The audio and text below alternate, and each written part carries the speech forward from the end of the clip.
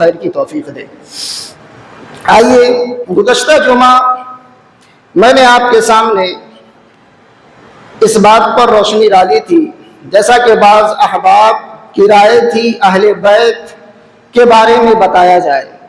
تو اہل بیت کون تھے، ان کی پہچان کیا ہے، اہل بیت ہیں کون، نبی کے اہل بیت کون ہیں، ان کے بارے میں نے آپ کے سامنے مختصراً واضح کر دیا تھا کہ نبی کے اہل بیت کون ہیں۔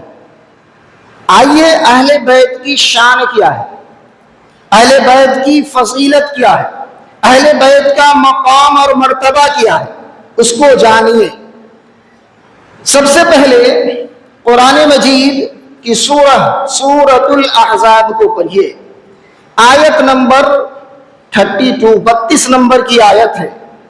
اللہ رب العالمین ارشاد فرماتا ہے، یا نساء النبی، اللہ تعالیٰ ارشاد کیا کرا، یا نساء النبی، اے نبی کی عورتوں، اے نبی کی بیویوں، لستن کاحد من النساء، تمہارا مقام، تمہارا مرتبہ، تمہاری فضیلت، اے نبی کی بیویوں، اے نبی کی عورتوں، فرما رہا ہے کون؟ اللہ تعالیٰ، تم عام عورتوں کی جیسا نہیں ہو، تمہارا مقام عام عورتوں، دنیا کی عام عورتوں جیسی تم نہیں ہو۔ لستن کاحد من النساء، پتہ چلا نبی کی بیویاں، نبی کی عورتیں، ازواج مطہرات کا مقام عام عورتوں سے اعلیٰ ہے، عام عورتوں سے اعلیٰ ہے۔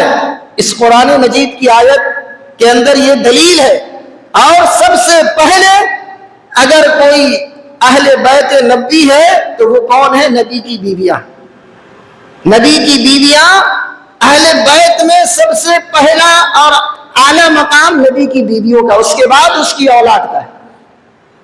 تو اللہ تعالی نے کہا تم عام عورتوں جیسی نہیں ہو۔ کیوں نہیں ہو؟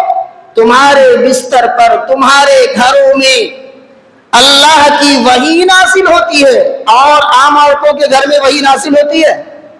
تم نبی کے بستر پر رہتی ہو، تم نبی کے گھر میں رہتی ہو، تم نبی کی حلال کمائی کھاتی ہو، تو تمہارا مقام عام عورتوں جیسا نہیں ہے، تم اس سے بہتر۔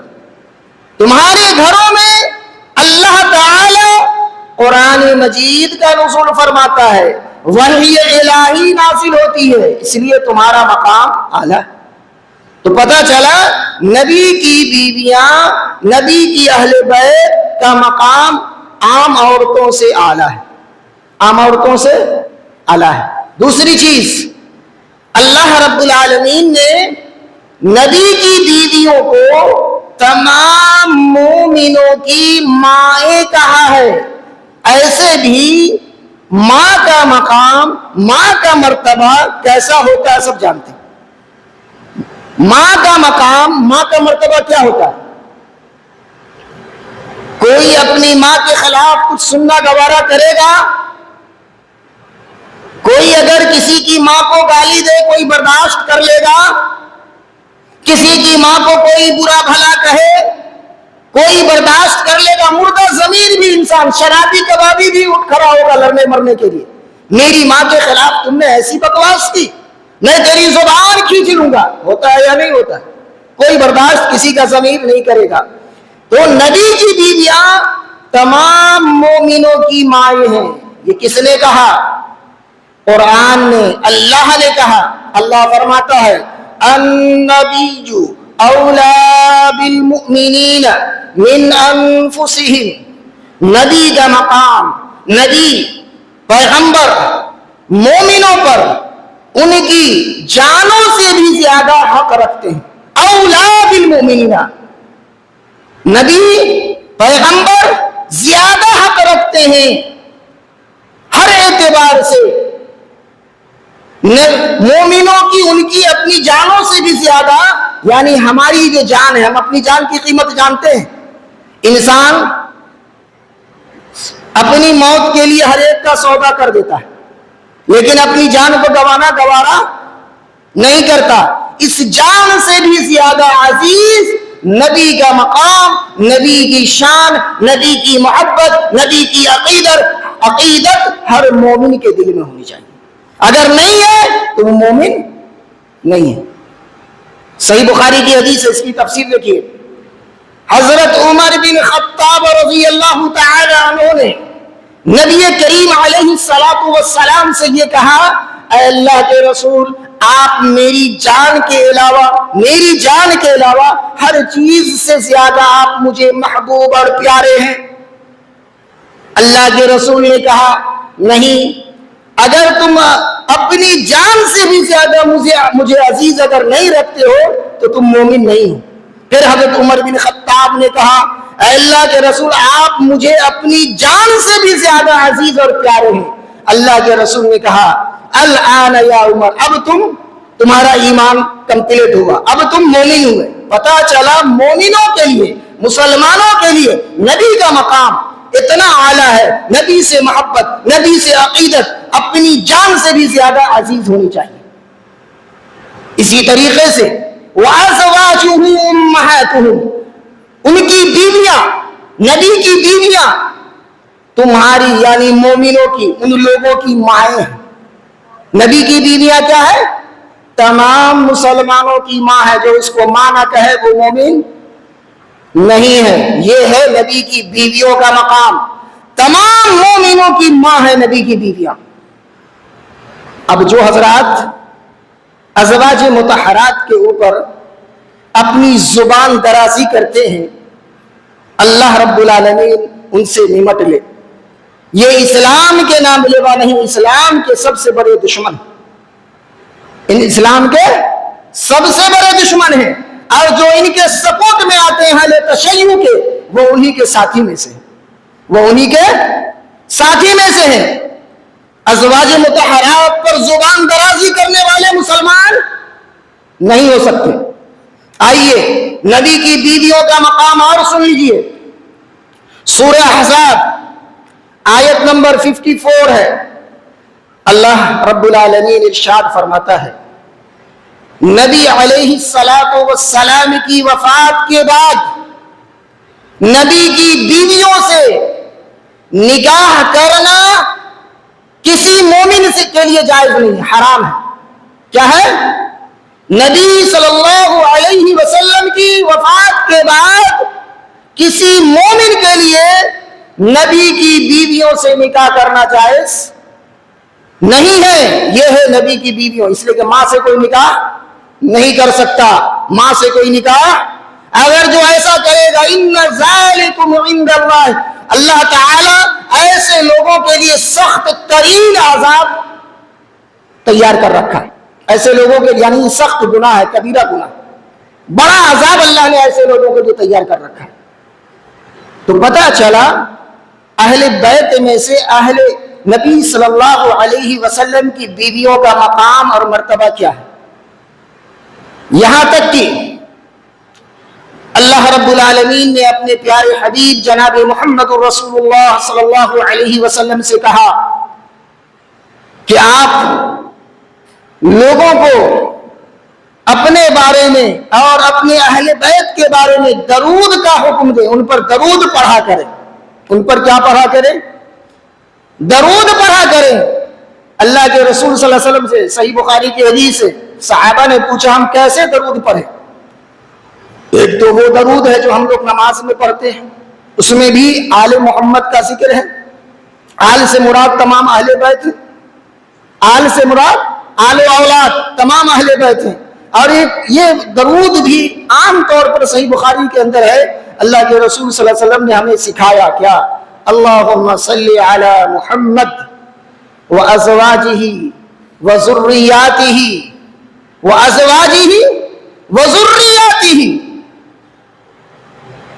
اللہم صلی علی محمد وازواجہ وذریاتہ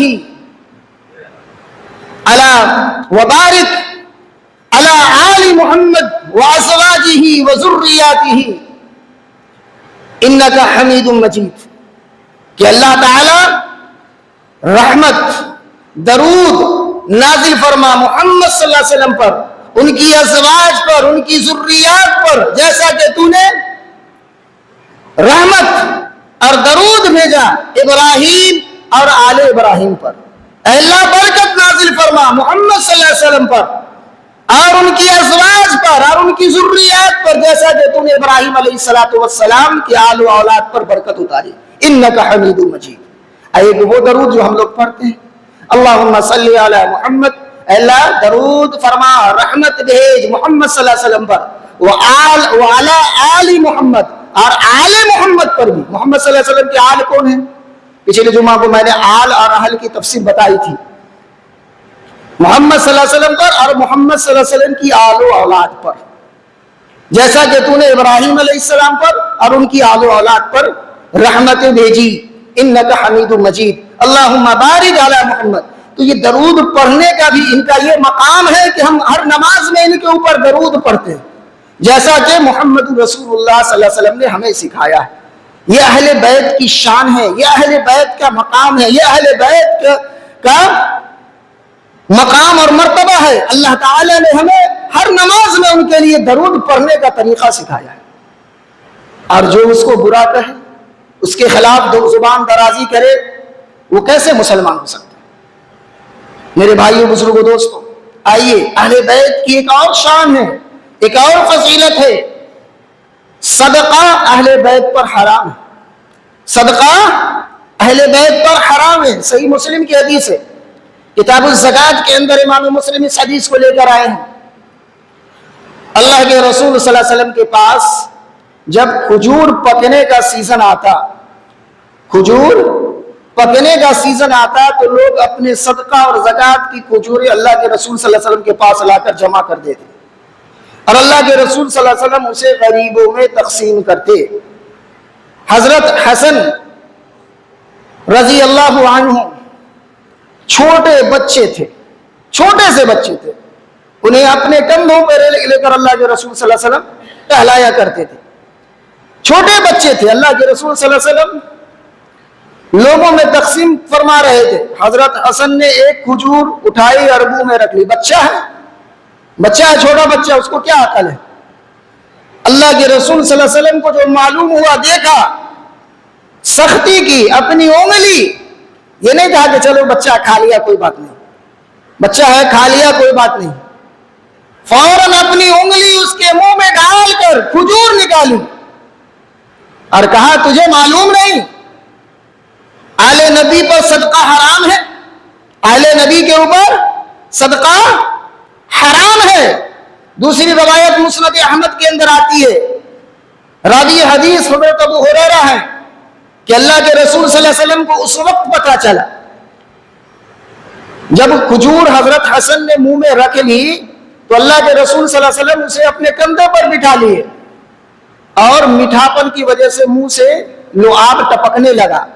अल्लाह के रसूल सल्लल्लाहु अलैहि वसल्लम के जिस्म पर लुआब टपकने लगा। हजरत हसन का मुंह में मीठी चीज थी, खा लिया, बच्चे थे, कंधे पर थे, उनका थूक लुआब लेर जो होता है वो अल्लाह के रसूल के ऊपर गिरा। अल्लाह के रसूल ने चेहरा उठाकर देखा तो उसके मुंह में खजूर थी। अल्लाह के रसूल ने उंगली घुसाकर खजूर के साथ उंगली बाहर निकाली और कहा, आले मोहम्मद पर सदका हराम है, तुम्हें मालूम नहीं? तो ये है अहले बैत की फजीलत, आले अहले बैत का मकाम, ये है। अल्लाह के रसूल सल्लल्लाहु अलैहि वसल्लम ने अहले बैत के ऊपर सदका को हराम। इसी तरीके से सही मुस्लिम की हदीस है, किताबुल फज़ाइल के अंदर इमाम मुस्लिम इस हदीस को लेकर आए हैं हजरत अली की फजीलत के बयान में। सैयदना ज़ैद बिन अरक़म रज़ी अल्लाह तआला अन्हु इस हदीस के रावी हैं, बयान फरमाते हैं कि अल्लाह के रसूल सल्लल्लाहु अलैहि वसल्लम के दो चचाज़ाद, एक फज़ल बिन अब्बास, एक फज़ल हजरत अब्बास के लड़के हजरत फज़ल रज़ी अल्लाह अन्हु, और एक हजरत रबीआ बिन हारिस बिन अब्दुल मुत्तलिब, ये दोनों एक जगह इकट्ठे हुए और कहा कि इन दोनों नौजवान की शादी कैसे होगी, इनके पास तो माल है ही नहीं, कौन इन्हें लड़की देगा। ऐसा करते हैं, अल्लाह के रसूल सल्लल्लाहु अलैहि वसल्लम के पास इनको भेज देते हैं, सदकात جمع کرنے والے جو عامل ہیں اللہ تعالیٰ انہیں بھی یہ کام، اللہ کے رسول صلی اللہ علیہ وسلم انہیں بھی یہ کام دے دے، یہ بھی زکوٰۃ اور صدقات وصول کر کر لائے، اور جو لوگوں کو ملتا ہے اس کی اجرت انہیں بھی مل جائے تاکہ ان کی شادی وغیرہ ہو سکے، تاکہ ان کی شادی وغیرہ ہو سکے۔ یہ دونوں چلے اللہ کے رسول صلی اللہ علیہ وسلم کے پاس، راستے میں حضرت علی سے ملاقات ہو گئی۔ حضرت علی رضی اللہ عنہ نے کہا اللہ کے رسول تمہیں اجازت نہیں دیں گے، تو ان دونوں نے کہا تم ہم سے حسد کرتے ہو۔ کہا ٹھیک ہے جاؤ تم اللہ کے رسول کے پاس۔ حضرت علی وہیں پر لیٹ گئے۔ یہ دونوں حضرات اللہ کے رسول صلی اللہ علیہ وسلم کے پاس گئے۔ صحیح مسلم کے اندر ہے کہ اللہ کے رسول صلی اللہ علیہ وسلم نے ظہر کی نماز پڑھی، ظہر کی نماز کا وقت تھا۔ ان دونوں نے بھی اللہ کے رسول کے پیچھے ظہر کی نماز پڑھی۔ جب نماز کے بعد اللہ کے رسول صلی اللہ علیہ وسلم اپنے حجرے کی طرف جانے لگے تو یہ دونوں حضرات اللہ کے رسول سے پہلے حجرے کے دروازے کے پاس آ کر کھڑے ہو گئے، حجرے کے دروازے کے پاس۔ اور اس دن اللہ کے رسول صلی اللہ علیہ وسلم اپنی بیوی زینب بنت جحش رضی اللہ عنہ کے گھر جا رہے تھے، وہیں دروازے پر یہ لوگ کھڑے ہو گئے۔ اللہ کے رسول صلی اللہ علیہ وسلم نے پیار سے دونوں نوجوانوں کے کان پکڑ لیے، پیار سے کہا بتاؤ تمہارے دل میں کیا بات ہے، اسے باہر نکالو، کس لیے آئے ہو اور کیوں کھڑے ہو بتاؤ۔ تو اللہ کے رسول صلی اللہ علیہ وسلم پھر اس کے بعد اپنے حجرے میں داخل ہوئے، زینب بنت جحش رضی اللہ تعالی عنہا کے، اور یہ لوگ بھی حجرے میں داخل ہو گئے۔ تو اللہ کے رسول صلی اللہ علیہ وسلم سے ان لوگوں نے کہا اے اللہ کے رسول ہمیں بھی زکوٰۃ کا عامل مقرر کر دیجئے، جو لوگوں کو ملتا ہے، جو لوگ آپ کو لا کر دیتے ہیں میں بھی آپ کو لا کر دوں گا، اور جو اجرت ان کو ملتی ہے وہی ہم کو بھی مل جائے۔ اللہ کے رسول خاموش رہے، کچھ نہیں کہا۔ کچھ دیر کے بعد ان لوگوں نے دوبارہ بولنا چاہا تو حضرت زینب بنت جحش نے اشارے سے منع کیا۔ پھر اللہ کے رسول نے کہا سنو، آل نبوی کے اوپر صدقہ حرام ہے۔ پھر اللہ کے رسول صلی اللہ علیہ وسلم نے کہا کہ خمس کے مال، خمس کہتے ہیں مال غنیمت کا 5واں حصہ، مال غنیمت کے 5 حصے ہوتے تھے، 4 اللہ کے رسول مجاہدین کے لیے رکھ دیتے تھے، 1 حصہ نبی صلی اللہ علیہ وسلم کا ہوتا جس سے نبی صلی اللہ علیہ وسلم اور ازواج مطہرات اور ان کی آل کا گزر بسر ہوتا۔ تو اس کے اوپر اس کے نگہبان 2 صحابی تھے، ایک حارث بن عبد المطلب اور ایک جو ہے حضرت محمیہ رضی اللہ عنہ۔ اللہ کے رسول نے کہا دونوں کو بلا کر لاؤ، دونوں کو لایا گیا۔ حضرت محمیہ سے کہا گیا تم اپنی بیٹی کا نکاح فضل بن عباس سے کر دو، عباس کے لڑکے سے۔ انہوں نے اللہ کے رسول کی بات مانی اور ان سے ان کا نکاح کر دیا۔ پھر حضرت حارث بن عبد المطلب سے کہا تم ربیعہ بن عبد المطلب سے اپنی بیٹی کا نکاح کر دو، اور میرے یعنی خمس کا جو مال ہے ان میں سے ان کی اتنی مہر مقرر کر دو، یعنی مہر اللہ کے رسول نے خود دی۔ تو یہاں پر اللہ کے رسول نے اپنے سارے خاندان والے کو جو بھی مومن تھے، عبد المطلب کے یہاں پر سارے خاندان آ گئے، عبد المطلب کے نبی صلی اللہ علیہ وسلم کے دادا کے بیٹے جو بھی مسلمان تھے، جو بھی ایمان والے تھے، وہ سب اہل بیت میں آ گئے۔ وہ سب کس میں آ گئے؟ اور آج ہم لوگ ایک مخصوص فرد کو لے کر آل علی کے علاوہ سب کو بائیکاٹ کر دیتے ہیں۔ مسلمانوں کی ایک جماعت میں جو ہے صرف ایک فرد کو لے کر باقی سب کو کیا کر دیتے ہیں؟ بائیکاٹ کر دیتے ہیں۔ یہ اسلام نہیں، یہ اسلام نہیں ہے۔ یہ ہے جو اللہ کے رسول صلی اللہ علیہ وسلم نے ہمیں بتایا ہے۔ اہل بیت کون ہے؟ اہل بیت کا مقام کیا ہے، مرتبہ کیا ہے؟ یہاں تک کہ صحیح مسلم کی حدیث ہے، اللہ کے رسول صلی اللہ علیہ وسلم نے فرمایا کہ میں تم لوگوں کے درمیان 2 چیزیں چھوڑ کر جا رہا ہوں۔ ایک جامع ترمذی کی روایت ہے، ایک اللہ کی کتاب، اللہ کی کتاب جو اس رسی کی طرح ہے جو آسمان سے لے کر زمین تک لٹکی ہوئی ہے، اس لیے اللہ نے کہا اللہ کی رسی کو مضبوطی سے پکڑو، بحبل اللہ، اللہ کی رسی کو مضبوطی سے پکڑو، یعنی قرآن مجید کو مضبوطی سے پکڑ لو، کبھی گمراہ نہیں ہوگے۔ اور دوسری حدیث میں آتا ہے نبی علیہ السلام کی سنت، اور اس حدیث میں اللہ کے رسول نے کہا میرے اہل بیت کے بارے میں، میرے اہل بیت کی عزت اور اس کے مقام کے بارے میں اللہ سے ڈرتے رہنا۔ اللہ کا حوالہ دیا یہاں پر، اللہ کا حوالہ دیا۔ تو اہل بیت کون ہے؟ اگر اس کی عزت، اس کی توقیر اگر ہم نہیں کرتے ہیں تو یاد رکھیے اللہ کی ہماری پکڑ ہے، یہاں تک کہ ہمیں اللہ کے رسول نے ہر نماز میں اہل بیت پر درود پڑھنے کا حکم دیا۔ تو یہ اہل بیت کا مقام ہے، اگر ہم اس کے بارے میں، اس کی عزت، اس کی توقیر نہیں کریں گے تو مسلمان ہی نہیں۔ اللہ کے رسول نے اس حدیث کے اندر، صحیح مسلم کی حدیث، کہ اللہ کی کتاب کو مضبوطی سے پکڑو اور اللہ کے لیے میرے اہل بیت کا خیال رکھنا۔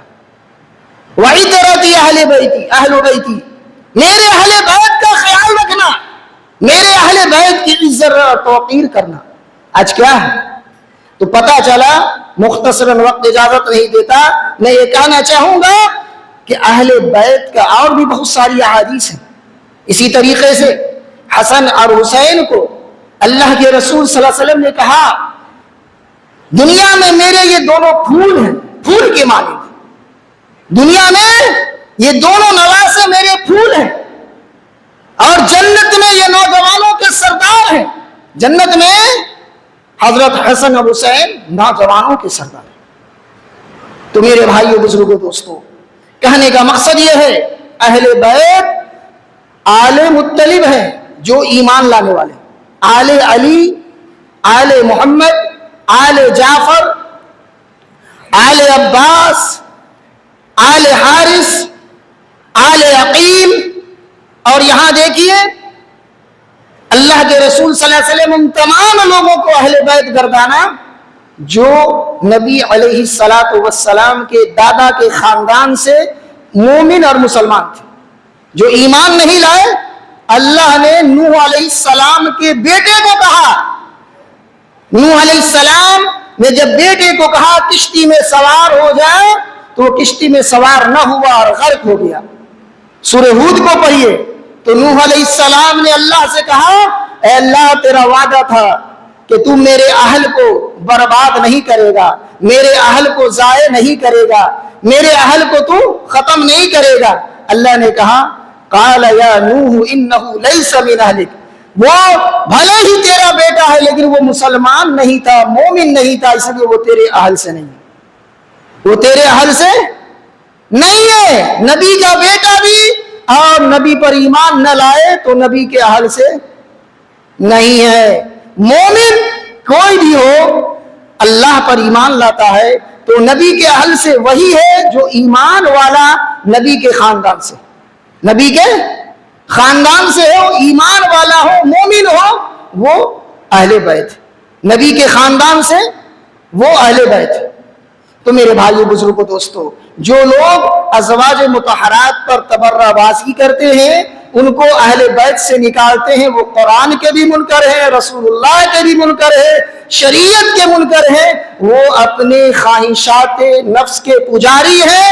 اور یاد رکھیں یہ منافق ہیں، ایسے لوگوں سے بچنا ہے۔ آج ہم لوگ، امت کی اکثریت ایسے لوگوں کا ساتھ دے رہی ہے، ایسے لوگوں کو ہی اسلامی لیڈر گردان رہی ہے، ایسے لوگوں کو جو نبی علیہ السلام کی ازواج کے اوپر زبان درازی کرتے ہیں، ایسے لوگوں کو اسلامی ہیرو بتاتی ہے۔